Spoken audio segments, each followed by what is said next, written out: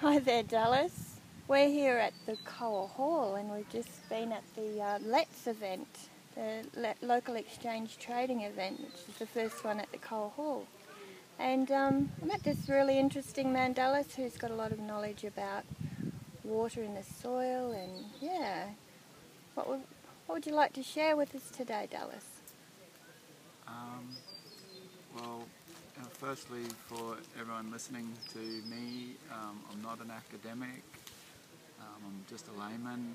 It's things I've learned from YouTube and books and talking to people, and so that's just the way I explain it. Is that like from the University of Life? Yeah, Awesome. something like that. Yeah, cool. Practical experience and things like that. Water is a very important issue because it's so dry, everywhere all the time, and it's something that's facing us now, and with climate change and less rain, and water has become a really big issue. One thing that we could say about our society is it's hydrophobic. Bill Mollison says that the problem is the solution, and we usually have to really think outside the square and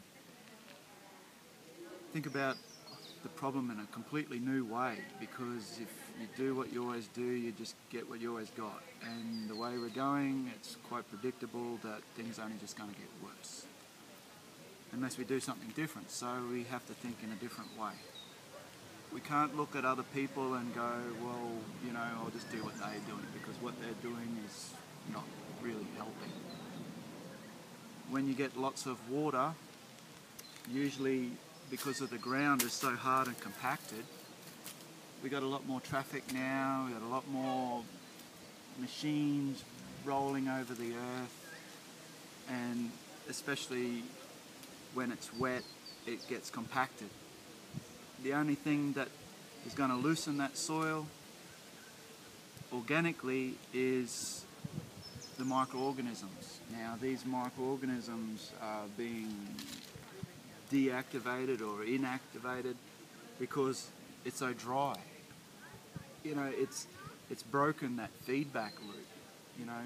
It takes mulch. I mean, you look around, it's all bare. We rake up all our carbon and we burn it. Or we put it in an anaerobic dump and it turns into methane gas, which is 20 times more potent greenhouse gas than carbon dioxide, So, we need to look at all of these things. So, really, the solution is carbon. We need to sequester more carbon, because the same amount of carbon has always been here, except that now it's not here, it's in the air. So we need to bring it out of the air, which all these trees are doing. They're putting it into their leaves, and they're dropping them on the ground, and they break it down into this rich black humus. And this is what sustains all life on the planet. You don't feed trees, you feed the soil, and the soil feeds the trees.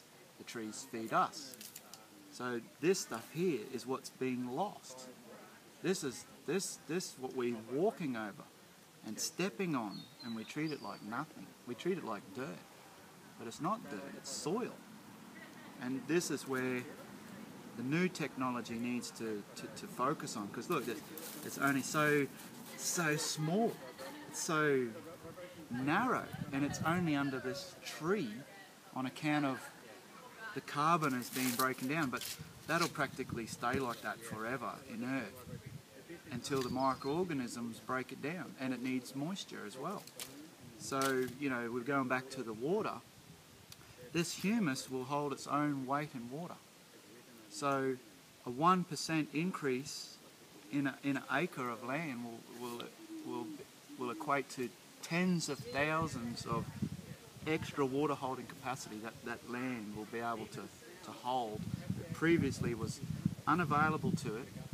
And not only that, is that the soil is that hard and compacted, it becomes like hard pan, so it just runs off and it can't percolate down into the ground So it becomes a flooding problem to your neighbour who says, oh, I've got all this water flooding me, so I need to create bigger drains.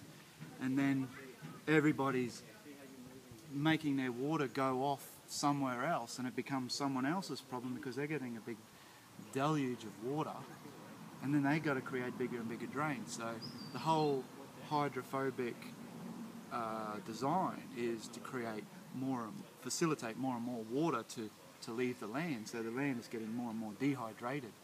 It's not, it's not getting down into the aquifers. So then the people go, oh well, it's so dry, and they need to start pumping out of the bores and start spraying it willy-nilly on the surface again, depleting all our aquifers, and while they're collapsing, the water's just bringing all the salt to the surface, which makes it even more desiccated, drying out more.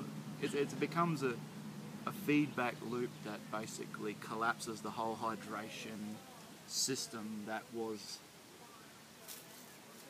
missing out on. You know, we're not dry for the lack of the rain that we get. We're dry for the way that we manage our water, and that's what needs to change.